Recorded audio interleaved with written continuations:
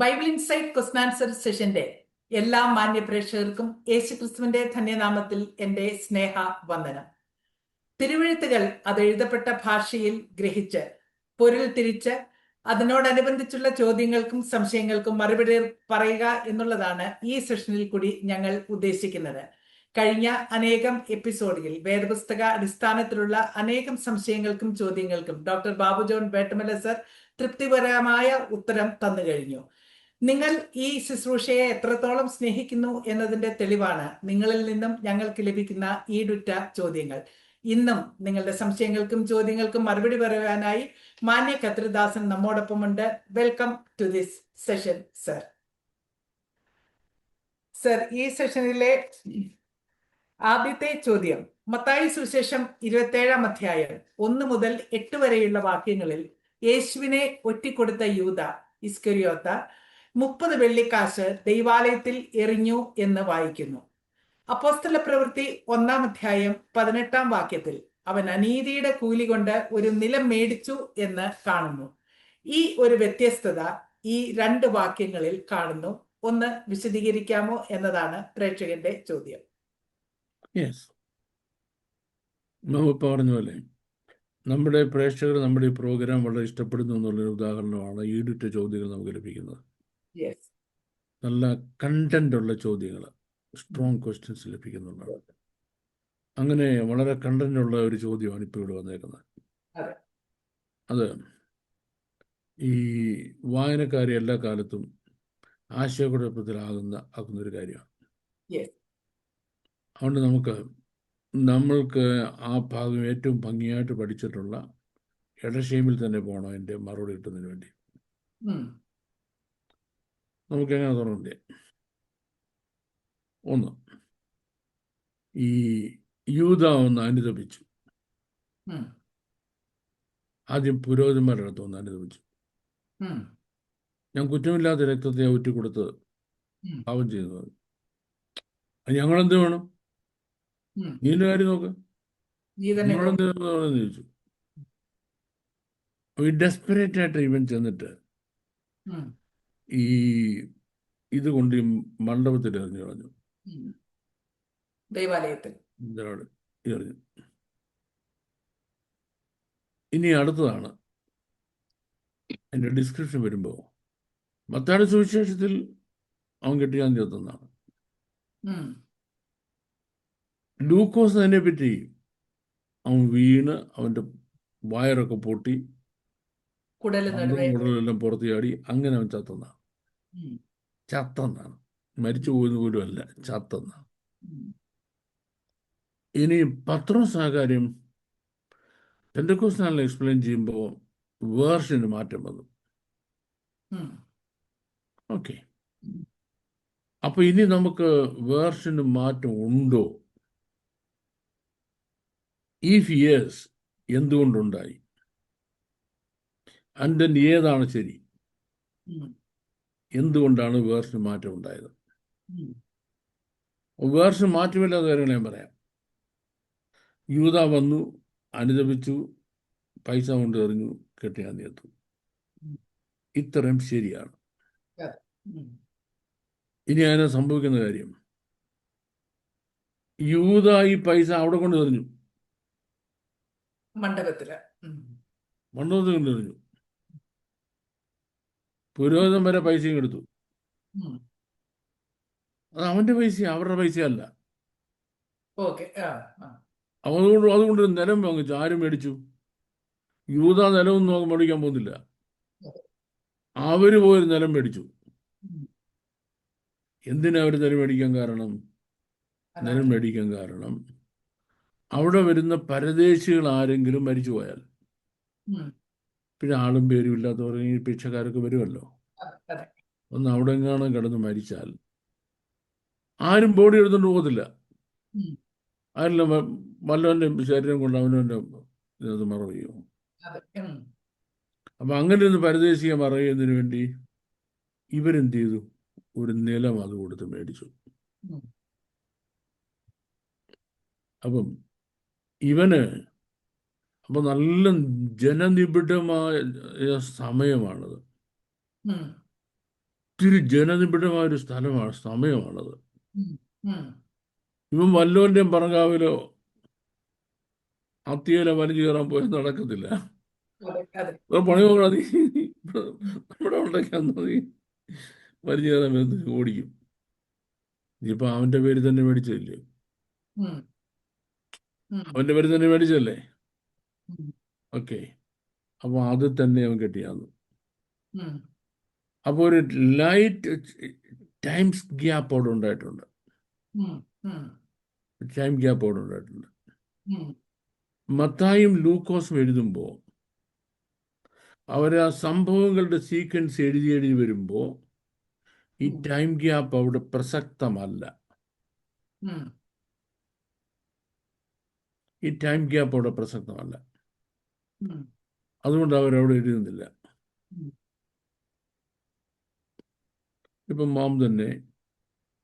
മാമിന് കൊച്ചുമക്കളുണ്ടെന്നുണ്ടെങ്കിൽ ആരും വന്നിട്ട് ഡോക്ടർ മാം കുഞ്ഞുങ്ങളുടെ കാര്യമൊക്കെ എങ്ങനെയാണ്, അത് മോൻ കല്യാണം കഴിച്ചു, പിന്നെ ജീവിക്കുകയാണ്, അവർക്ക് ഒരു മോളുണ്ട് എന്ന് പറയുമ്പം ആ കുഞ്ഞ് അവൾ കല്യാണം കഴിച്ച് ഇത്ര നാൾ കഴിഞ്ഞ് ഗർഭിണിയായെന്നും അതിനുശേഷം 9 മാസം അവർ കാത്തിരുന്നിട്ടാണ് പ്രസവിച്ചെന്നും ഒന്നും പറയാറില്ല. It is clear ആണ്. ഉം, അതുകൊണ്ട് അങ്ങനെ 9 മാസം കഴിഞ്ഞല്ല പ്രസവിച്ചെന്നു.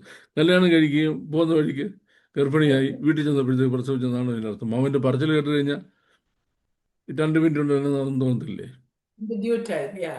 അല്ലേ? പക്ഷെ അതിൻ്റെ ഡ്യൂ ടൈം അവിടെ പറയുന്നില്ല. ഈ ഇൻസിഡന്റ് കഴിഞ്ഞ് 50 ഡേയ്സ് കഴിഞ്ഞു. ഉം, 50 ഡേയ്സ് കഴിഞ്ഞപ്പം ഈ ടൈം ഗ്യാപ്പ് എന്നുള്ളത് എല്ലാവർക്കും മനസ്സിലായി. ഉം, ഉം, എല്ലാവർക്കും മനസ്സിലായി. എല്ലാവർക്കും മനസ്സിലായി അങ്ങനെ ഇങ്ങനെയാണ്, ഉം, ഇവരാണ് വിലയ്ക്ക് മേടിച്ചത്, ഇവനല്ല, ഉം, ഇവൻ്റെ പൈസയാണ്ടാണ് ഇവന് വിലയ്ക്ക് മേടിച്ചെന്ന് പറഞ്ഞത്. അല്ല, അവൻ മേടിച്ചെന്നല്ല, അവനെ ഇത് കെട്ടിയാന്ന് എന്നുള്ളത് ശരിയാണ്, ഇതെല്ലാവർക്കും അറിയാം. ഉം, 50 ഡേയ്സ് കഴിഞ്ഞിട്ട് ഉം, വേറൊരു പോപ്പുലേഷൻ അവിടെ വരുന്നു, ഓൾമോസ്റ്റ് ന്യൂ പീപ്പിൾ. ഉം. അവർ പെന്തക്കോസ്ത് പെരുന്നാൾ ആചരിക്കാൻ വന്നവരാണ്. Okay. ആ Yes. പെന്തക്കോസ്ത് പെരുന്നാൾ ആചരിക്കാൻ വന്നവരോട് പത്രോസ് ഈ കാര്യം പറയുകയാണ്. പത്രോസ് യെരുശലേമിൽ പെന്തക്കോസ്ത് പെരുന്നാൾ ആചരിക്കാൻ വന്ന ആൾക്കാരുണ്ടല്ലോ, അവരോട് പത്രോസ് പ്രസംഗിക്കുക ഈ കാര്യം. ഏത്? യേശു ക്രിസ്തുവിനെ ക്രൂശിച്ച കാര്യവും യൂദാ ഒറ്റിക്കൊടുത്ത കാര്യവും ഉം, നിലം മേടിച്ച കാര്യവും പിന്നെ പുരോഹിതന്മാരിൽ നിലം മേടിച്ചെന്നും ഇവൻ കെട്ടിയാന്ന് എത്തുന്നും എല്ലാം പത്രോസ് എക്സ്പ്ലെയിൻ ചെയ്യുക. ഉം, പത്രോസ് എക്സ്പ്ലെയിൻ ചെയ്യുമ്പം ആ ഗ്യാപ്പ് എന്ന സംഗതി എക്സ്പ്ലെയിൻ ചെയ്യുന്നു. ഉം, Now there is a question. ഉം. Now there is a question. ഇതെന്തിനാ ഇപ്പൊ പറയുന്നത്? ഉം, ഇവിടെ പറയേണ്ട കാര്യം എന്താ? ഉം, കാരണം പത്രോസിന്റെ ആദ്യത്തെ പ്രസംഗമാണ്. ഉം, ആദ്യത്തെ ഉം. പ്രസംഗമാണ്. ഉം, കർത്താവ് തിരുവെഴുത്തുകളെ പറ്റി കർത്താവ് എപ്പോഴും പഠിപ്പിക്കുമ്പം വിശുദ്ധ തിരുവെഴുത്തുകളിൽ നിന്ന് ഒരു റെഫറൻസ് അല്ലെങ്കിൽ ഒരു കൊണോട്ടേഷൻ കൊടുത്തിട്ടേ എന്ത് കാര്യം പറയത്തുള്ളൂ. ഉം, കാര്യം തിരുവെഴുത്തുകൾക്ക് അടിസ്ഥാനമില്ലെങ്കിൽ, തിരുവെഴുത്തുകൾ ഈ കാര്യത്തെ അടിസ്ഥാനപ്പെടുത്തുന്നില്ലെങ്കിൽ ഉം, ഈ പറഞ്ഞ കാര്യത്തിന് റിലവൻസ് ഇല്ല. ഉം, അപ്പോൾ അനീതി പ്രവർത്തിക്കുന്നവൻ ഉം, അവനെ ദേശത്തു നിന്ന് ദൈവം നീക്കിക്കളയും. ഉം, ദേശത്ത് നിന്ന് നടുവിൽ നിന്ന് അവൻ നീക്കിപ്പോകും ഉം, എന്ന് 69-ാം സങ്കീർത്തനത്തിലും ഉം, 109-ാം സങ്കീർത്തനത്തിലും പറഞ്ഞിട്ടുണ്ട്. ഉം, ഉം. അവിടുന്ന് അവിടെ പറഞ്ഞുള്ള കാര്യം, അവിടുന്നുള്ള റെഫറൻസ് സെൻറ്റൻസ് കോട്ട് ചെയ്താണ് പത്രോസ് ഇവിടെ പറയുന്നത്. ഉം, അപ്പോൾ ഒരേ കാര്യം തന്നെ ഉം. പത്രോസ്, ലൂക്കോസ്, ആദ്യം മത്തായി, പിന്നെ ലൂക്കോസ്, പിന്നെ പത്രോസ്, ഉം, ഇത്തരം പേര് പറയുമ്പം സംഭവം ഒന്ന് തന്നെയാണ്. പക്ഷെങ്കിൽ 3 പെർസ്പെക്റ്റീവ് നമുക്ക് കിട്ടി, അല്ലേ? Are you following me ma'am? Ma'am, are you getting me? ഉം. അത് യൂദാ കെട്ടിയാന്ന് ചേർത്തതാ. ആ, പക്ഷെ 3 പേര് പറയുന്നു. ഉം. 3 പേര് പറയുമ്പോൾ 3 ടൈമിലാണ് പറയുന്നത്. അതെ, അതെ. മൂന്ന് പേരും മൂന്ന് പെർസ്പെക്റ്റീവ് പറയുന്നു. ഉം. സംഭവം ഒന്ന് തന്നെയാണ്. ഉം. ഇതിനാണ് മൾട്ടിപ്പിൾ അറ്റസ്റ്റേഷൻ എന്ന് പറയും. Yes. നമ്മൾ പലപ്പോഴും പറഞ്ഞിട്ടുണ്ടത് പറഞ്ഞിട്ടുള്ളത് മൾട്ടിപ്പിൾ അറ്റസ്റ്റേഷൻ. Yes. ഈ മൾട്ടിപ്പിൾ അറ്റസ്റ്റേഷൻ നടക്കുന്നില്ലെങ്കിൽ ഒരാൾ വേറൊരാളിൽ നിന്ന് കോപ്പി അടിച്ചതാ. Okay. Yeah. ഉം. അയാളുടേതായ സ്റ്റഡി ഒന്നും ഉണ്ടായിട്ടില്ല, അയാൾ കോപ്പി അടിച്ച് പറയാണ്. It's a clear evidence of the truth. It's A clear evidence of the truth. Clear evidence of the truth. അപ്പോൾ അപ്പോൾ ഈ സംഭവം ട്രൂത്ത് ആണെന്ന് എസ്റ്റാബ്ലിഷ് ചെയ്യുകയാണ്. ഉം. ലാസ്റ്റിൽ വന്ന പത്രോസിന്റെ ഉത്തരവാദിത്വം. ഉം. പത്രോസിനെ വേദവസം പഠിപ്പിച്ചു മുഴുവൻ കർത്താവാണ്. ഉം. കർത്താവ് എന്ത് പറഞ്ഞാലും അതിന് ഓൾഡ് ടെസ്റ്റമെന്റ് റിലവൻസും കോണട്രേഷനും റെഫറൻസും എന്താണെന്ന് പറഞ്ഞ് അവിടെ കൊണ്ട് ടച്ച് ചെയ്തിട്ട് പ്ലേസ് ചെയ്തിട്ട് കർത്താവ് തോട്ട് ഡെവലപ്പ് ചെയ്യത്തുള്ളൂ. ഓൾഡ് ടെസ്റ്റ്മെന്റിൽ അത് കൊണ്ടുവച്ചിട്ട് അവിടുന്ന് ഡെവലപ്പ് ചെയ്ത് വരത്തുള്ളൂ കർത്താവ്. പത്രോസിന്റെ ആദ്യത്തെ പ്രസംഗമാണ്. പത്രോസിന് എന്താ ചെയ്യേണ്ടത്? ഇവൻ എന്തുകൊണ്ട് ദേശത്ത് ജീവിക്കാൻ കഴിഞ്ഞില്ല? കാരണം അവൻ കാരണം കൂടാതെ ദ്രോഹം ചെയ്തവനാണ്. കാരണം കൂടാതെ ദ്രോഹം ചെയ്തവന് എന്ത് സംഭവിക്കുന്നു? 69 സങ്കീർത്തനത്തിലും 109 സങ്കീർത്തനത്തിലും പറഞ്ഞിട്ടുണ്ട് എന്ന കാര്യം അവിടുന്ന് ഉദ്ധരിച്ച് പറഞ്ഞെങ്കിലേ കർത്താവ് പറഞ്ഞതുപോലെ പഠിപ്പിക്കുന്ന ഒരു ശിഷ്യനായിട്ട് പത്രോസ് മാറത്തുള്ളൂ. Yes. അതുകൊണ്ടാണ് അത് വരുന്നത്. പക്ഷെ പലപ്പോഴും നമ്മളൊരു സാധാരണ വായനക്കാരന് ഉം. വായിച്ചു വരുമ്പോൾ ഞാനീ പറഞ്ഞ പോലുള്ള എല്ലാ Points. മൈന്യൂട്ടായ കാര്യങ്ങളും വെളിവാകണമെന്ന് നിർബന്ധമില്ല. അതുകൊണ്ട് നമ്മുടെ ചോദ്യകർത്താവ് നല്ല ചോദ്യമായി ചോദിച്ചത്. അദ്ദേഹത്തിൻ്റെ ചോദ്യം കൊണ്ട് അനേകർക്ക് പ്രയോജനം ഉണ്ടാകട്ടെ. Thank you. യൂദ ഒരുപക്ഷെ അനുദപിച്ചിരുന്നെങ്കിൽ the situation would have been different, right? No, പത്രോസ് അനുദപിച്ചതിനേക്കാൾ കൂടുതൽ അനുദപിച്ച യൂദയാണ്. ആ. പത്രോസ് അനുദപിച്ചതിനേക്കാൾ കൂടുതൽ അനുദപിച്ചത് യൂദയാണ്. ഉം. അവിടെ ഒരു കാര്യമുണ്ട്. ഇപ്പം ഞാനും എൻ്റെ സ്നേഹിതനായ ഒരു പുരോഹിതനും തമ്മിൽ ഈ കാര്യത്തെ പറ്റി ഉം. ഒരുപാട് സംസാരിച്ചതാണ്. ഉം. അദ്ദേഹത്തിൻ്റെ പെർസ്പെക്റ്റീവ് വളരെ നല്ല പെർസ്പെക്റ്റീവാണ്. അത് നമ്മളെ വളരെ എൻകറേജ് ചെയ്യുന്ന ഒരു പെർസ്പെക്റ്റീവാണ്. ഉം. നമുക്കൊരു ധൈര്യം, ഉം. ഒരു പ്രത്യാശ തരുന്ന പെർസ്പെക്റ്റീവാണ്. അപ്പം ബുദ്ധൻ ജീവിതം എന്നോട് ചോദിച്ചു, ബാബു മനുഷ്യരാശിക്ക് രക്ഷ വരണോ? നമ്മൾ വരണം. ഉം. അതിന് ക്രിസ്തു ക്രൂശിക്കപ്പെടണോ? ക്രൂശിക്കപ്പെടണം. അതിനാരെങ്കിലും ഒറ്റ കൊടുക്കണോ? ഒറ്റ കൊടുക്കണം. ഈ ശിഷ്യന്മാർ ആരെങ്കിലും ചെയ്യുമോ? ചെയ്യല. പിന്നെ ആരേ ചെയ്തുള്ളൂ? യൂദായെ ചെയ്തു. അപ്പോൾ യൂദായുടെ ആ പ്രവൃത്തിയാണ് നമുക്ക് രക്ഷയ്ക്ക് കാരണമായതെങ്കിൽ ആ യൂദ എത്രയോ മാന്യതയ്ക്ക് അർഹനാണ്, എത്രയോ പ്രതിഫലത്തിന് അർഹനാണ്.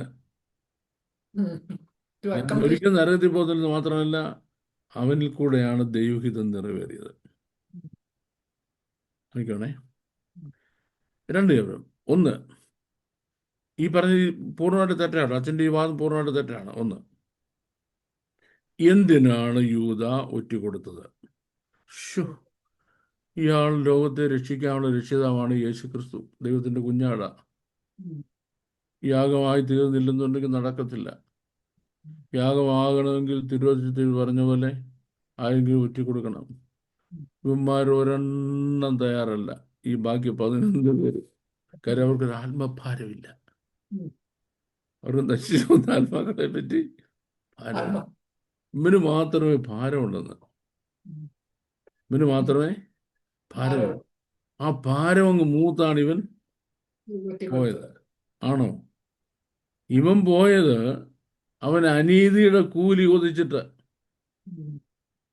അല്ലേ? കർത്താവിന് ഒറ്റിക്കൊടുത്താലും വേണ്ടതിൽ അവന് പൈസ വേണം. അതിനല്ലേ അവൻ പോയത്? അതിനല്ലേ അവൻ പോയത്? ഒന്ന്, അപ്പൊ അവൻ്റെ ഇന്റൻഷൻ ശരിയല്ലായിരുന്നു. അവന് പൈസ വേണമെന്നുള്ളൂ. ആരെ ഒറ്റിക്കൊടുത്താൽ അവന് പൈസ വേണമെന്നുള്ളൂ. His intention was wrong. രണ്ടാമത്തെ കാര്യം, കർത്താവ് അവനെ തടഞ്ഞു. മനുഷ്യപുത്രനെ ഒരാൾ ചുമരം കാണിച്ചു കൊടുക്കും. ആ മനുഷ്യന്റെ കാര്യം കഷ്ടമാണ്. അവൻ ജനിക്കാതിരുന്നെങ്കിൽ മതിയായിരുന്നു. യൂദ അപ്പൊ തീരുമാനിച്ചു കഴിഞ്ഞു ഉം. കൊടുക്കാൻ. കർത്താവ് പറഞ്ഞു, നീ ജനിക്കാതിരുന്നാൽ മതിയായിരുന്നു. ഉം. ആ ഒറ്റ വാണിങ് മതിയായിരുന്നല്ലോ. ഡിപ്പെൻഡൻസ്. ഓ, ഞാൻ ചെയ്യരുത്, ഉം. ഞാൻ ചെയ്യരുത് എന്ന് ഉം. മനസ്സിലാക്കാൻ, അല്ലേ? എന്നിട്ട് ചെയ്തില്ല. 3, കർത്താവ് തനിക്ക് വരാനിരിക്കുന്ന കഷ്ടാനുഭവങ്ങളെ പറ്റി, മനുഷ്യരാശിക്ക് വരാനിരിക്കുന്ന രക്ഷയെപ്പറ്റി എല്ലാം പ്രസംഗിച്ചപ്പം ഈ രക്ഷിതാവിനെയാണ് ഊറ്റിക്കൊടുക്കേണ്ടത്. ഉം. 3ാമത്തെ ചാൻസ് ആണല്ലേ. ഉം. യൂദയ്ക്ക് 4 ചാൻസ് ഉണ്ടായിരുന്നു. 1ാമത്തെ ചാൻസ്. ഇവരെല്ലാവരും ഗലീലക്കാരെ, ശിഷ്യന്മാരെല്ലാവരും. ഉം. ഗലീലയ്ക്ക് പുറത്ത് കിരിയോത്ത് എന്ന സ്ഥലത്തുകാരനാണ് ഇവൻ. ഇഷ് ഉം. കിരിയോത്ത് യൂദ എന്ന് പറഞ്ഞാൽ, ഇഷ് മീൻസ് ദിസ് മാൻ, ഇഷ് ഇവൻ. ഉം. കിരിയോത്തുകാരനായ യൂദയാണ്. അത് യൂദ ഇസ്കരിയോത്ത് എന്ന് പറയുന്നത്. അപ്പം ഇവിടെ വരാൻ അവൻ യോഗ്യനല്ല. ഉം. എന്നിട്ടും കർത്താവ് അവനെ കൂട്ടുകെട്ടി ചേർത്തു. ഉം. ഉം. ഇവർക്ക് ആർക്കും കൊടുക്കാത്ത വലിയ പൊസിഷൻ കൊടുത്തു. ഫൈനാൻസ്. ഫൈനാൻസ് ഡയറക്ടറാണ്. ടീമിന്റെ ഫൈനാൻസ് ഡയറക്ടർ. മാവിന്റെ ഹസ്ബൻഡോട് ചോദിച്ചാൽ മനസ്സിലാവും അതിന്റെ ഇമ്പോർട്ടൻസ് എന്താണെന്ന്. ഫൈനാൻസിന്റെ കൺട്രോൾ എന്ന് പറഞ്ഞാൽ അങ്കിളിനെ നല്ലോണം അറിയാം. അടുത്തത്, കർത്താവ് ഒരിക്കലും അവനെ അക്യൂസ് ചെയ്തില്ല. ഉം. അവൻ പൈസ പൊട്ടിക്കുന്ന കർത്താവിനറിയാം. ഉം. ഒരിക്കൽ പോലും അവനോട് കണക്ക് ചോദിച്ചില്ല. ഉം. Jesus trusted him that much, ഉം. അല്ലേ? ഇത്ര ഉണ്ടായിട്ടും അവൻ പൈസ വേണം. ഉം. എന്നിട്ട് അവൻ ഇപ്പം പുള്ളി ആയിരിച്ചു കർത്താവിനെ ആരും കൊല്ലാനൊക്കത്തില്ല. ഉം. കർത്താവില്ല, നമ്മുടെ പൈസയും കിട്ടുകയും ചെയ്യും. കർത്താവിനെ കൊല്ലാൻ. അപ്പം അവന്റെ മനസ്സ് മുഴുവനും ദുഷ്ടത നിറഞ്ഞിരിക്കുകയായിരുന്നു. ഈവിൾ ഇന്റൻഷൻ കൊണ്ട് നിറഞ്ഞ ഒരു ഹൃദയമായിരുന്നു യൂദയുടെ. ഉം. അത് ഒരു ദിവസം കൊണ്ടുണ്ടായില്ല, പല ദിവസമായിട്ട് പായ്ക്ക ചെയ്ത് അതിന്റെ മൂർധന്യാവസ്ഥയിലെത്തി. ഉം. അവിടെ ഇനിയും പിതാവ് ആകർഷിക്കണം അവന് പുത്രൻ്റെ അടുത്ത് വരണമെങ്കിൽ. ഉം. എല്ലാം പറ്റത്തില്ല. പാവം പത്രോസ്, ഈ പുള്ളി ഞാനെങ്കിലും അവനെ അറിയുന്നില്ലെന്ന് പറഞ്ഞ് രക്ഷപ്പെടാൻ വേണ്ടി, അല്ലെ അവർ കൊന്നുകളയും. മനസ്സില്ലേ? ഉം. ഗലീലക്കാരൻ ആരെങ്കിലും ഒക്കെ ഇതിലെ കറങ്ങി നടപ്പുണ്ടോ എന്ന് ചോദിച്ചുകൊണ്ട് അവരും മടക്കുക. അതുകൊണ്ട് അവനും ഇയാളുടെ കൂടെ വേണമെന്ന് പറഞ്ഞ് പാവത്തിനെ പിടിച്ചോണ്ടുപോകും. പേടി കൊണ്ട് പിടിച്ചോണ്ടുപോയോ അടി എന്ന് പറഞ്ഞ ഉയ്യോ എന്തോ അടിയാ. അടി ഒറ്റ അടിക്ക് പല്ല് തുറഞ്ഞു, അങ്ങനത്തെ അടിക്കുന്നത്. അപ്പൊ അവൻ പേടിച്ചെന്ത് ചെയ്തു? ആ പെങ്കൊച്ചനടുത്ത് ചോറിന് വെള്ളം ഞാൻ അറിഞ്ഞില്ലെന്ന് പറഞ്ഞു. കാര്യം ആ കൊച്ചങ്ങറിഞ്ഞ വല്ലവരും പറഞ്ഞെങ്കിൽ നാശം വരുന്നുണ്ട്. അത് കഴിഞ്ഞോ അവൻ അതിദുഃഖത്തോടെ കരയുക, അതിദുഃഖത്തോടെ കരയുക. പിന്നെ നമ്മൾ നോക്കുന്നുണ്ടേ, സൂക്ഷിച്ചു നോക്കിയാൽ 12 കൂട്ടത്തിലൊന്നും പത്രോസിനെ കാണുന്നില്ല. കാരണം പത്രോസിന് മറ്റുള്ളവരെ ഫേസ് ചെയ്യാൻ പറ്റത്തില്ല. ഈ ബിട്രൈഡ് ഹിസ് മാസ്റ്റർ. ഈ കർത്താവിന് ഒറ്റിക്കൊടുത്തിട്ട് മറ്റുള്ളവരെ ഫേസ് ചെയ്യാൻ പറ്റുമോ? അല്ലേ? അപ്പോൾ ഉയർത്തെഴുന്നേറ്റ കർത്താവ് തൻ്റെ എല്ലാ കാര്യങ്ങളും മാറ്റി വെച്ചിട്ട് ആദ്യം പത്രോസിൻ്റെ അടുത്ത് ചെന്നു, പത്രോസിനെ ആശ്വസിപ്പിക്കാൻ. ഇത് പത്രോസ് പോലും ആരോടും പറഞ്ഞില്ല. പക്ഷെങ്കിൽ ശിഷ്യന്മാർക്കത് മനസ്സിലായി, കേഫാവിന് പ്രത്യക്ഷനായി എന്ന്. പത്രോസ് അതിനെപ്പറ്റി ആരുടെ അടുത്തും വലിയ വീമ്പടക്കൊണ്ട് നടന്നില്ല. അങ്ങനെ നെവർ. അതിനു മുമ്പ് വലിയ പ്രൗഡായിരുന്നു, പിന്നെ മിണ്ടത്തില്ല. അത് കഴിഞ്ഞ് അപ്പോസ്തലൻ പൗലോസ് കൊരിന്ത്യർക്ക് ലേഖനം എഴുതിയപ്പോൾ ആദ്യം കേഫാവിനും പിന്നെ 12 പ്രത്യക്ഷനായെന്ന് പറഞ്ഞു. കാരണം പത്രോസിന്റെ ഇന്നസെൻസ് ആണ് ഹെൽപ്ലെസ്നെസ്സിലാണ് ഒറ്റിക്കൊടുക്കുന്നത്, തള്ളി പറയുന്നത്. ഇതോ ദുഷ്ടമനസ്സ്, ഇതിനൊരിക്കലും ക്ഷമ കിട്ടത്തില്ല. That is it. Okay. Thank you very much sir. വളരെ ക്ലിയർ ആയിട്ടുള്ള ഒരു ആൻസർ ആയിരുന്നു. Thank you once again. അടുത്ത ചോദ്യം ഗലേഷ്യൻസ് ചാപ്റ്റർ 2 വേഴ്സ് 20. ഗലാത്യ ലേഖനം 2-ാം അധ്യായം 20-ാം വാക്യത്തിൽ അപ്പോസ്തലനായ പൗലോസ് പറയുന്ന ഒരു വാക്യമാണ്, ഞാൻ ക്രിസ്തുവിനോടുകൂടെ ക്രൂശിക്കപ്പെട്ടിരിക്കുന്നു, ഇനി ജീവിക്കുന്നത് ഞാനല്ല, ക്രിസ്തുവത്രേ എന്നിൽ ജീവിക്കുന്നു. ഇപ്പോൾ ഞാൻ ജഡത്തിൽ ജീവിക്കുന്നതോ എന്നെ സ്നേഹിച്ച് എനിക്ക് വേണ്ടി തന്നെത്താൻ ഏൽപ്പിച്ചു കൊടുത്ത ദൈവപുത്രങ്കിലുള്ള വിശ്വാസത്താൽ അത്രേ ജീവിക്കുന്നത്. പ്രേക്ഷകൻ ചോദിച്ചിരിക്കുന്നത് ഇങ്ങനെയാണ്. പ്രേക്ഷകൻ തന്റെ ജീവിതത്തോടുള്ള ബന്ധത്തിൽ പറയുന്നു, തന്നിൽ കൂടെ കർത്താവാണ് എല്ലാം ചെയ്യുന്നത് എന്ന് വിശ്വസിക്കുന്നു. തന്റെ ജീവിതത്തിൽ സ്വയമായി തീരുമാനിച്ച കാര്യങ്ങളിലെല്ലാം പരാജയം തന്നെ, എന്നാൽ ദൈവത്തിന്റെ കൃപയാൽ സകലത്തിലും ജയം അനുഭവിക്കുന്നു. ഇതിന്റെ ഒരു വ്യക്തത തരാമോ? നമ്മൾ അതിനകത്ത് ഒരുപാട് വ്യക്തത അന്വേഷിച്ച് പോവുകയാണെങ്കിൽ അതിൻ്റെ അർത്ഥം അത് അവ്യക്തമാണെന്നില്ലേ? നമ്മൾ അതിനകത്ത് വ്യക്തത അന്വേഷിച്ച് പോവുകയാണെങ്കിൽ അതിൻ്റെ അർത്ഥം അത് അവ്യക്തമാണെന്ന്. അത് അവ്യക്തമല്ല, അത് വ്യക്തമാണ് ഓൾറെഡി. ഞാൻ ക്രിസ്തുവിനോട് ക്രൂശിക്കപ്പെട്ടിരിക്കുന്നതിന് ജീവിക്കുന്നത് ഞാനല്ല, ക്രിസ്തു അത്ര എന്നിൽ ജീവിക്കുന്നു. അപ്പം ക്രിസ്തുവേശുവിനോട് ചേരുവാൻ സ്നാനമേറ്റിരിക്കുന്ന നമ്മളെല്ലാവരും അവൻ്റെ മരണത്തിൽ പങ്കാളിയാകുന്ന സ്നാനത്തിൽ അവനോടുകൂടെ കൂടി ചേരപ്പെട്ടു. ഇനി നമ്മൾ ആരും നമ്മൾക്ക് വേണ്ടിയല്ല ജീവിക്കുന്നത്, ആരും. ഞാൻ ഭക്ഷണം കഴിക്കുന്നു, എനിക്ക് ഇച്ചിരി ആരോഗ്യം വേണം. ആരോഗ്യം ഉണ്ടെങ്കിൽ എനിക്ക് ഇവിടുന്ന് ക്ലാസ് എടുക്കാനൊക്കത്തുള്ളൂ. ഞാൻ നല്ല വസ്ത്രം ധരിക്കുന്നു, എനിക്കൊരു പബ്ലിക് അപ്പിയറൻസ് വേണം, ആൾക്കാരുടെ മുമ്പിൽ നിന്ന് ഇത് സംസാരിക്കും. ഞാൻ ഡോക്ടറെ കാണാൻ പോകുന്നു, എൻ്റെ ഹെൽത്ത് മെയിൻറ്റെയിൻ ചെയ്യുന്ന കർത്താവ് ഏൽപ്പിച്ച് ജോലി ചെയ്യുന്നതിന് വേണ്ടി. അപ്പം ഞാൻ ചെയ്യുന്നത് എല്ലാം ഇതിനു വേണ്ടിയാ, അതിൽ കർത്താവിൻ്റെ നാമം മഹത്വപ്പെടുന്നതിന് വേണ്ടിയാണ്. ഞാൻ ആഹാരം കഴിക്കുന്നതും വെള്ളം കുടിക്കുന്നതും മരുന്നെടുക്കുന്നതും ഡ്രസ്സ് ചെയ്യുന്നതും ഹൈജീൻ മെയിൻറ്റെയിൻ ചെയ്യുന്നതും യാത്ര ചെയ്യുന്നതും മീറ്റിങ്ങിന് പോകുന്നതും എല്ലാം ഇതിനു വേണ്ടിയാണ്. അപ്പോൾ ഇനി മാനസിക ഉല്ലാസത്തിന് വേണ്ടിയ കാര്യങ്ങൾ ഞാൻ ചെയ്യുന്നതോ അതും എനിക്ക് നല്ല ഇമോഷണൽ സ്റ്റെബിലിറ്റി ഉണ്ടാകുന്നതിന് വേണ്ടിയാണ്. അല്ലെങ്കിൽ ഇമോഷണൽ ഇൻസ്റ്റെബിലിറ്റിയോടുകൂടിയാണ് ഞാൻ ഈ വേല ചെയ്യുന്നതെങ്കിൽ ഞാൻ സംസാരിക്കുന്ന കാര്യങ്ങളിലെല്ലാം അത് റിഫ്ലക്റ്റഡ് ആകും. ചള്ളും പൊട്ടുകാർക്ക് വിളിച്ചു പറയുന്നത് എനിക്കെന്നെ അറിയത്തില്ല. കാര്യം ഇമോഷണൽ ഇൻസ്റ്റെബിലിറ്റി എനിക്കുണ്ടായി അല്ലേ? യെസ്. അപ്പോൾ നമ്മളെല്ലാവരും അങ്ങനെ. ഇനിയും ഇത് ക്രിസ്തുവിൻ്റെ നാമത്തിന് മഹത്വകരമായി തീരുമോ എന്ന് ആലോചിക്കാൻ നമ്മൾ ചെയ്യുന്ന കാര്യങ്ങൾ ദൈവത്തിന് നമ്മെ ആവശ്യമുണ്ടെങ്കിൽ ദൈവം അതിൽ പരാജയമായിരിക്കും. ആ വഴി പോയാൽ നമ്മൾ ദൈവത്തിൽ നിന്ന് അകന്നു പോകുന്നുണ്ട്. ഇല്ലേ? അത്രേ ഉള്ളൂ. അത്രയും സിമ്പിളായിട്ട് എടുക്കണം. അതിനകത്ത് വലിയ വലിയ ആശയങ്ങളും ആമാശയങ്ങളും അന്വേഷിച്ച് പോകരുതെന്നേ ഉള്ളൂ. Thank you. അടുത്ത ചോദ്യം. മത്തായി മർക്കോസ് സുവിശേഷങ്ങളിൽ യേശു ശിഷ്യന്മാരോട് ഇപ്രകാരം പറയുന്നു, നിങ്ങൾ വിശ്വസിച്ചുകൊണ്ട് ഈ മലയോട് കടലിലേക്ക് ചാടിപ്പോക എന്ന് പറഞ്ഞാൽ അത് സംഭവിക്കുമെന്ന് കാണുന്നു. അത് സിംബോളിക് ആണെന്ന് കഴിഞ്ഞ ഒരു എപ്പിസോഡിൽ സാറ് പറയുകയുണ്ടായി. എന്നാൽ കാട്ടത്തിയോട് വേരോടെ പറഞ്ഞു പോക എന്ന് പറഞ്ഞാൽ അത് സംഭവിക്കും എന്നും കാണുന്നു. ഇവിടെ ഈ കാട്ടത്തി എന്നത് എന്തിനെയാണ് കുറിക്കുന്നത്? ഓക്കെ, ഈ വേദോസ്ത ഭാഷയിൽ കാട്ടത്തി എന്നുള്ളത് the unconverted state of a man ആണ്. ഒരാൾ ദൈവവൈതലാകുന്നതിന് മുമ്പുള്ള അവൻ്റെ ജീവിതത്തെയാണ് കാട്ടത്തി എന്ന് പറയുന്നത്.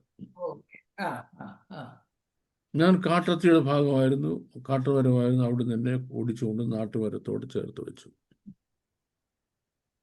അപ്പം ഞാൻ ദൈവവൈതലായ ശേഷവും ആകുന്നതിന് മുമ്പുള്ള എൻ്റെ പാപ സ്വഭാവങ്ങൾ വീഡിയോ കാണുന്നുണ്ട്, എനിക്ക് വലിക്കണം, ഒരു പുക ചോദിക്കും. കണ്ണ് കാണുന്നുണ്ട്, അവിടെ പോയി ചേർത്ത് കുടിക്കണം.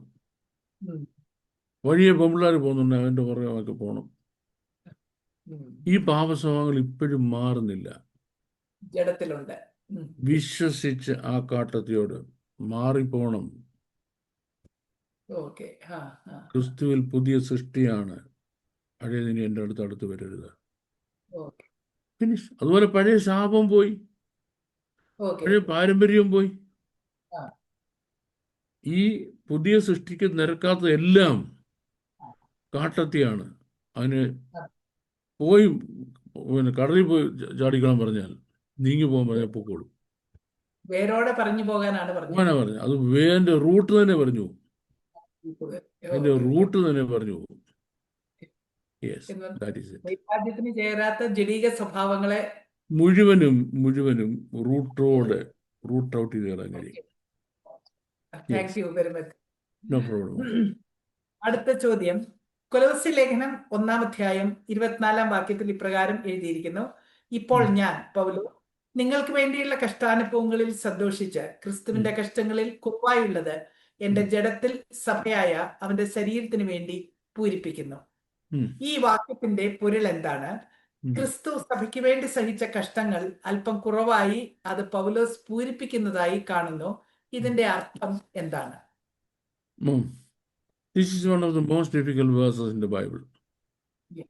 ബൈബിളിലെ ഏറ്റവും ഡിഫിക്കൽട്ടായ വാക്യങ്ങളിൽ ഒന്നാണിത്.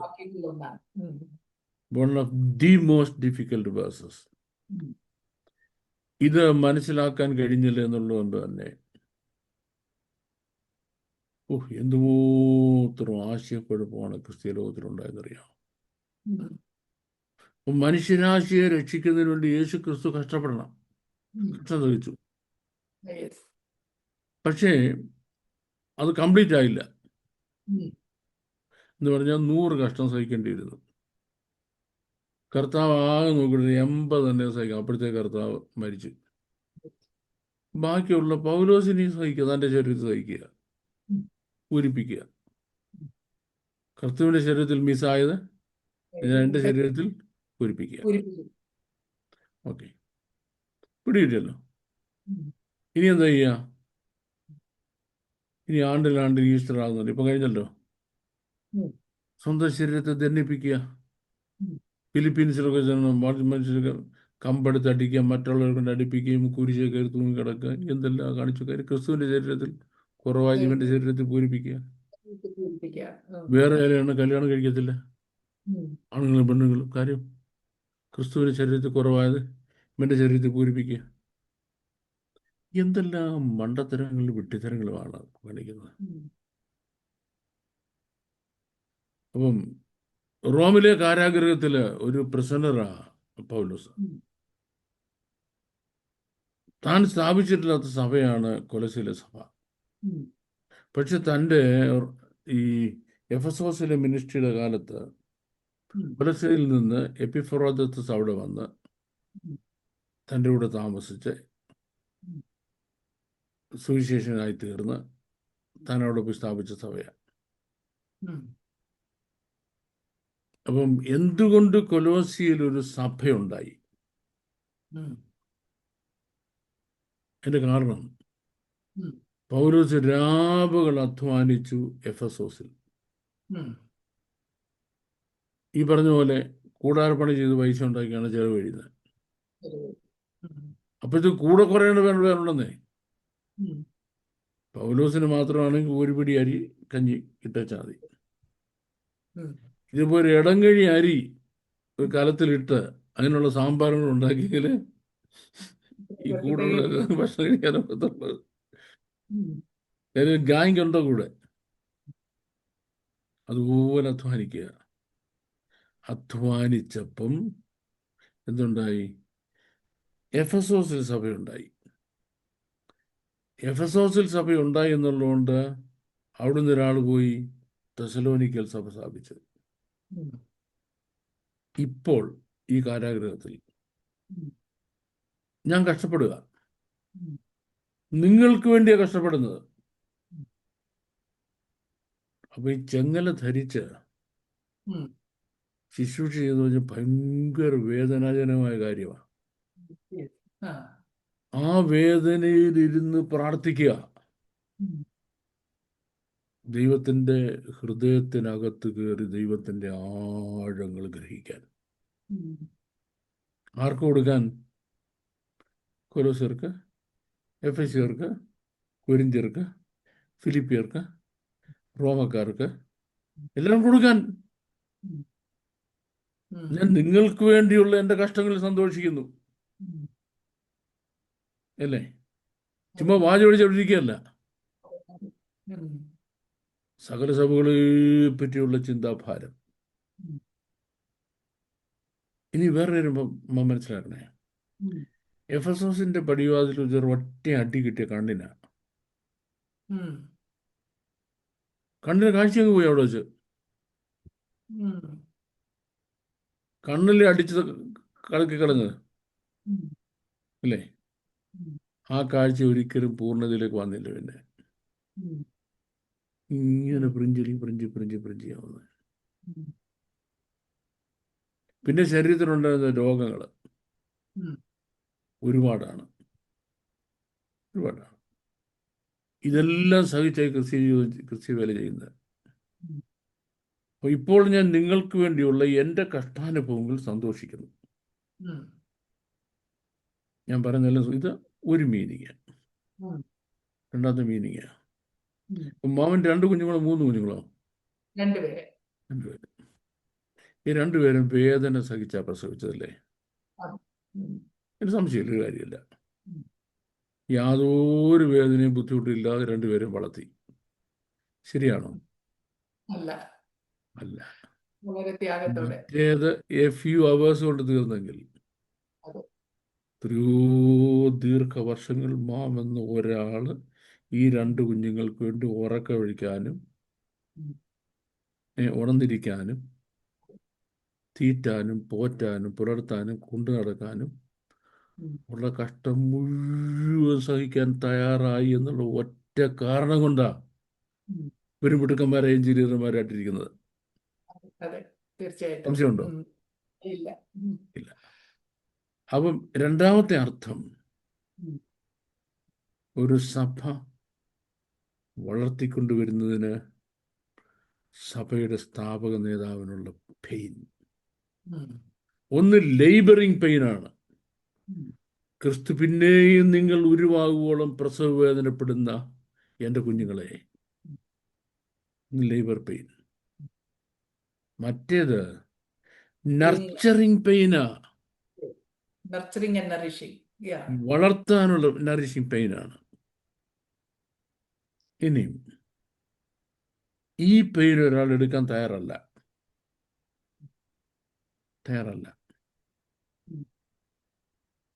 ഇപ്പോൾ ഞാൻ നിങ്ങൾക്ക് വേണ്ടിയുള്ള എൻ്റെ കഷ്ടങ്ങളിൽ സന്തോഷിച്ച ക്രിസ്തുവിൻ്റെ ശരീരത്തിൽ ക്രിസ്തുവിൻ്റെ കഷ്ടങ്ങളിൽ കുറവായത് സഭയാകുന്ന അവൻ്റെ ശരീരത്തിന് വേണ്ടി ഞാൻ എൻ്റെ ശരീരത്തിൽ പൂരിപ്പിക്കുന്നു എന്ന് പറഞ്ഞതിൻ്റെ അർത്ഥം, അവിടെ ക്രിസ്തുവിൻ്റെ കഷ്ടങ്ങൾ എന്ന് പറഞ്ഞിരിക്കുന്നത് അവിടെ മാത്രം പറഞ്ഞിരിക്കുന്ന ഒരു വാക്കാണ്. 66 പുസ്തകത്തിൽ വേറെ ഒരിടത്തും ഈ വാക്ക് പറഞ്ഞിട്ടില്ല. അപ്പൊ അതിനെ ട്രാൻസ്ലേറ്റ് ചെയ്യുന്നതിന് വേണ്ടി ഒരു ഗ്രീക്ക് വേർഡ് കണ്ടുപിടിക്കേണ്ടി വന്നു. ഗ്രീക്ക് പോലും വേർഡില്ല. തിലിപ്സിയോൻ, തിലിപ്സിയൻ, THLIPSEON, തിലിപ്സിയൻ. ഗ്രീക്ക് വേർഡാണ്. Greek word. വേർഡ് കണ്ടുപിടിക്കേണ്ടി വന്നു. ആ തിലിപ്സിയൻ എന്ന വേർഡിന്റെ അർത്ഥം മിനിസ്റ്റീരിയൽ അഫ്ലിക്ഷൻസ്, ശുശ്രൂഷ കഷ്ടങ്ങളെന്നാ. ഇപ്പൊ നമുക്ക് ഇങ്ങനെ എടുക്കാം. നമ്മുടെ വാഴ്ത്തപ്പെട്ട കർത്താവ് കഷ്ടങ്ങളെ 2ആയിട്ടാണ് വിഭജിക്കുന്നത്. ഒന്ന് ക്രൂശിലെ കഷ്ടങ്ങൾ. ക്രൂശിൽ താൻ അനുഭവിച്ച കഷ്ടങ്ങൾ കൊണ്ട് ഒന്ന്, താന് സഭയുടെ കാന്തനായി മാറി. 2, ലോകരക്ഷിതാവായി മാറി. 3, ദൈവത്തിനും മനുഷ്യർക്കും മധ്യസ്ഥനായി മാറി. 4, ദ ചാമ്പ്യൻ ഓഫ് ഫെയ്ത്ത്, വിശ്വാസത്തിന്റെ നായകനും പൂർത്തി വരുത്തനായി തീർന്നു. ഇത് 4മാണ് ക്രൂശിലെ കഷ്ടങ്ങൾ കൊണ്ടുണ്ടായത്. ഈ ഭൂമിയിൽ ജനിച്ചു വീണ അന്ന് മുതൽ എല്ലാ ദിവസവും കഷ്ടം അനുഭവിച്ച ഒരേ ഒരാൾ കർത്താവ് യേശു ക്രിസ്തുവാണ്. ക്രിസ്തു തന്റെ ഐഹിക ജീവിതകാലത്ത് തന്നെ മരണത്തിൽ രക്ഷിപ്പാൻ ശക്തിയുള്ളവനോട് ഉറച്ച ഉറച്ച നിലവിളിയോടും കണ്ണുനീരോടും കൂടി അഭയാചന കഴിക്കുകയും ഭയഭക്തി പ്രാർത്ഥന അഭയാചന കഴിയുകയും ഭയഭക്തി നിമിത്തം ഉത്തരം ലഭിക്കുകയും ചെയ്തു. ഇതിന് മിനിസ്റ്റീരിയൽ അഫിക്ഷൻ, ശുശ്രൂഷയിലുള്ള കഷ്ടങ്ങൾ എന്ന് പറയാം. അപ്പൊ കർത്താവ് ഈ പോയ പോസ്റ്റത്തെല്ലാം വളരെ കുറച്ചിടത്തെ ഇച്ചിരി ചാപ്പാടും കാര്യങ്ങളും സൽക്കാരവും ഒക്കെ കിട്ടിയുള്ളൂ. മിക്കവാറും ഇടത്തൊക്കെ കഷ്ടമാണ്. ജനമെല്ലാം അവരവരുടെ വീടുകളിൽ പോയി, യേശുവോ ഒലിവലയിൽ പോയി, ഒന്നും തിന്നാനും കിട്ടിയില്ല. പോകുന്ന പോക്കിന് ആ കിരീത്തോട്ടിന് ശാലം വെള്ളം കോരി കുടിച്ച് അവിടെ ചെന്നപ്പോൾ 2-3 അത്തിപ്പഴവും കിട്ടി. അതും തിന്നിട്ട് വെളുക്കോളം he spend time with his father. പിന്നെ ഇങ്ങ് ഇറങ്ങി വന്നു. ഈ പൊതിഞ്ഞുകൊണ്ട് കൂടെ പോകാൻ അമ്മയില്ല. ഒരുപാട് അമ്മ വരുന്നുണ്ട്, ഗിരിയിലുള്ള സഹോദരന്മാർ വരുന്നുണ്ട്, പക്ഷെ എപ്പോഴും ഒന്നും ഇല്ല. ഇല്ലാത്തപ്പോ ഇല്ല. ആ ജേണി നമ്മൾ അങ്ങോട്ട് പഠിക്കുന്നുണ്ടേ. ഈ പിന്നെ ഗദരേശത്തെ പൂതനെ സൗഖ്യമാക്കിയിട്ട് കടലുകാരൻ ഇപ്പുറത്ത് വരുന്ന ഒരു കൂട്ടം ആൾക്കാർ നോക്കിയിരിക്കുക. ഇയാളുടെ അവിടുന്ന് വന്നിരിക്കുക, അവിടുന്ന് നമ്മുടെ പിന്നെ ഈ യായിറോസിന്റെ മകളെ സൗഖ്യമാക്കാനുണ്ട്. നടന്നു പോവാ അങ്ങോട്ട്. എപ്പോഴാ വല്ലതും കഴിച്ചു എനിക്കറിയത്തില്ല. എന്തെങ്കിലും കഴിച്ചോ? തലേ രാത്രിയും കഴിച്ചിട്ടില്ല, പകൽ മുഴുവൻ ശുശ്രൂഷ. പിന്നെ യാത്ര ഇവിടെ വന്ന് പോവുക. പോയില്ലായിരുന്നെങ്കിലോ വലിയ വിടുതൽ. ഇനി ഞാൻ നമ്മളുടെ ടൈമിൽ നിന്ന് എക്സാമ്പിൾ എടുക്കാൻ പോവാം. ഞങ്ങളുടെ നാട്ടില്, ഞാൻ ജനിച്ചവിടെ നാട്ടിൽ വളരെ പുരാതന ധനിക ഒരു കുടുംബമുണ്ട്. റോയൽ ഫാമിലിയായിട്ടൊക്കെ ബന്ധമുള്ള, വലിയ എമൗണ്ട് ടാക്സ് കൊടുക്കുന്ന പ്ലാത്താനത്തുകാരെന്ന് പറയും. പ്ലാത്താനത്തുകാർ അന്നത്തെ കാലത്ത് ഇപ്പോഴും പ്ലാത്താനത്തുകാരുണ്ട്. ഞാൻ കഴിഞ്ഞ പ്രാവശ്യം വീട്ടിൽ പോയപ്പോഴും, നാട്ടിൽ പോയപ്പോഴും അവരുടെ വീട്ടിലല്ല, ഞങ്ങളുടെ പള്ളിയിലൊക്കെ പോയാ അവരെ കണ്ട. അത്രയും ഇത്ര ക്ലോസ് ബന്ധം എനിക്കുള്ള അവരായിട്ട്. അപ്പൊ പ്ലാത്താനത്തെ PM ശാമുവേൽ എന്ന ഒരാള് K. എബ്രഹാമിനോടൊപ്പം സുവിശേഷ വേലയ്ക്ക് ഇറങ്ങി. ആന്ധ്രാപ്രദേശ്. എന്തോരു നാണക്കേടാ ആന്ധ്രാപ്രദേശ്. ആന്ധ്രാപ്രദേശത്ത് പോകുന്നതിന് വേണ്ടി, അപ്പം യാത്രയപ്പ് യോഗത്തിന് ഭക്ഷണമൊക്കെ കൊടുക്കുന്ന എൻ്റെ ഗ്രാൻഡ് ഫാദറാണ്.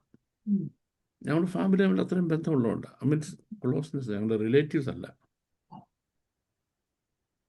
എല്ലാം കഴിഞ്ഞിട്ട് വള്ളം കയറി വേണം ചെങ്ങന്നൂർ വരെ വരാൻ. അവിടുന്ന് ട്രെയിൻ കയറിയാണ് പോകേണ്ടത്. വള്ളത്തിലോട്ട് കയറാൻ കാറെടുത്ത് വെച്ചിട്ട് വലിയ ജുബായ്ക്കകത്ത് കൈയിട്ടപ്പം കൊണ്ടുപോകാൻ വെച്ചിരുന്ന കാശില്ല.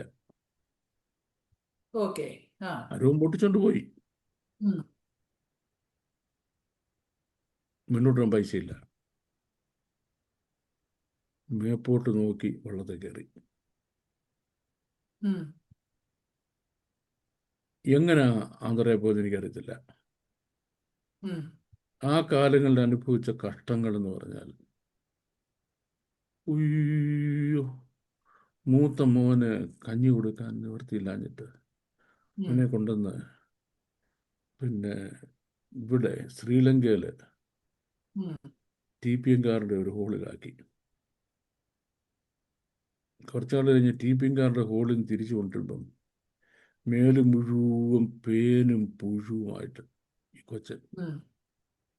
കഞ്ഞിയില്ല, തുണിയില്ല. ഇതിനെ മണ്ണെണ്ണയ്ക്കകത്ത് കൊണ്ടുവന്ന് അരച്ച് കഴുകിയെടുക്കുന്നത്. മണ്ണെണ്ണയ്ക്കകത്ത് മേല് മുഴുവൻ പുഴു.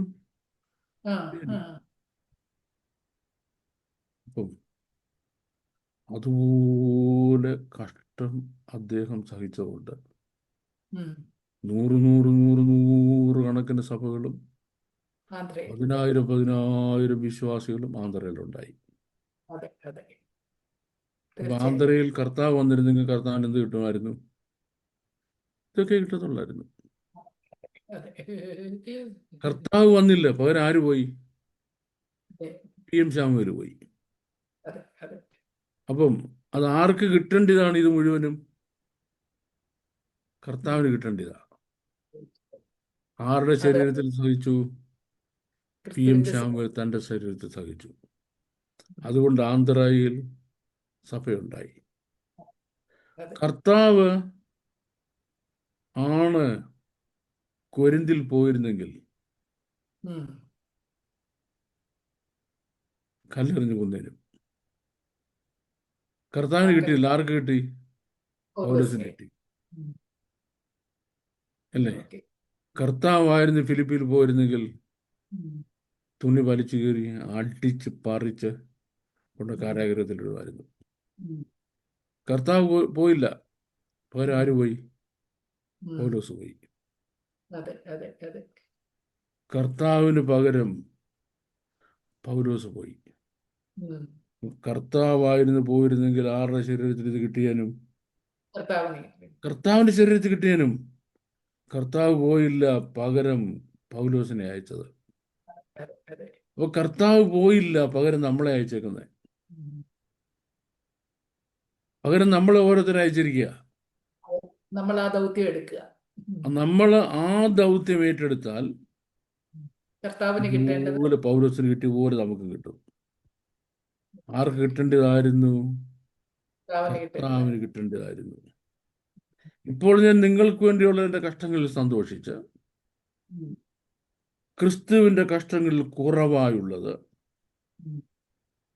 സഭയാകുന്ന അവൻ്റെ ശരീരത്തിന് വേണ്ടി, പൂരിപ്പിക്കും. ക്രിസ്തുവിൻ്റെ ശരീരം എന്ന സഭ അവിടെ ഉണ്ടാകുന്നതിന് വേണ്ടി ആ ഞാനത് ചെയ്യും. കഷ്ടങ്ങൾ ഞാൻ എൻ്റെ ശരീരത്തിൽ പൂരിപ്പിക്കുക.